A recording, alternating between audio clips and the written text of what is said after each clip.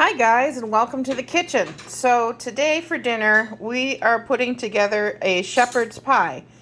And for those of you who didn't get raised by parents of the 50s and 60s, this is a classic American take on it. So as you can see, we've got our Trinity, which is 1 onion, about half a pound of carrots, half a pound of celery. And then I added some fresh rosemary and some fresh thyme. You're also going to need 2 pounds of meat, and I'm using a blend of Bison and 80% hamburger. You're going to need 3 fresh eggs, and I know these are a sin in a regular kitchen, but instant mashed potatoes for the topping.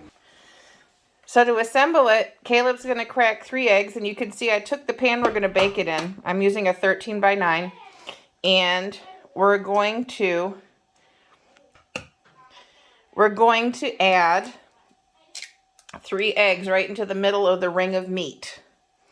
Now what the eggs do is they create a nice protein binder. And at this point, some people like to add breadcrumbs, unseasoned or Italian or panko, whatever. If you want to add a cup of breadcrumbs, you can. I'm keeping this low carb because Eric's diabetes. So I just use an extra egg.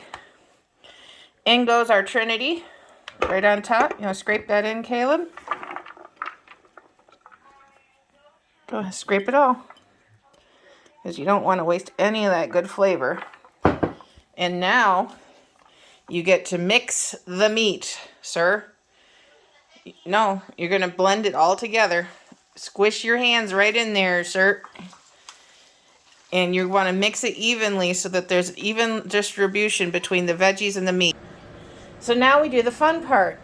I have my clean bowl, and I've added about 3 cups of warm tap water.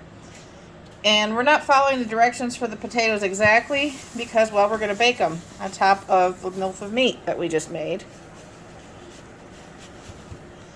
So pour in the potatoes until the water's completely covered, about the same amount of potato.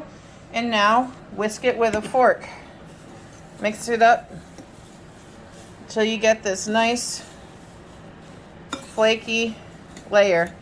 Now if you want to, you can add some more garlic seasoning here to give it a little extra punch. I'm not going to today because, well, I have a lot of garlic in the meat. And now we have this nice flaky crumbly mix to go on top. And we can actually add a little bit more water. Let me grab just a smidgen more water, because you don't want it to be like a paste, but you want it to make sure that the potatoes rehydrate enough so that they don't bake dry. And that's good. So now the fun part, you get to take your hands, just like you mixed the meatloaf in the pan that you're going to bake it in, throw this on top and pat it down. So you have a nice thick layer of potatoes. You don't want it too thin, Caleb. You want it thicker like mine. Okay.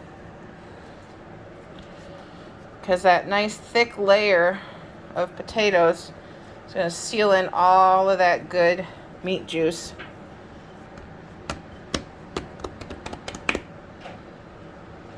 And it doesn't have to be perfect. You don't have to cover up every little bit of meat, but you want every serving to get a bite of it.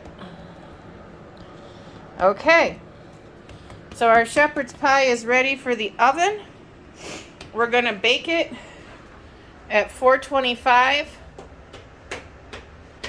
425 is going to go for about 35-40 minutes.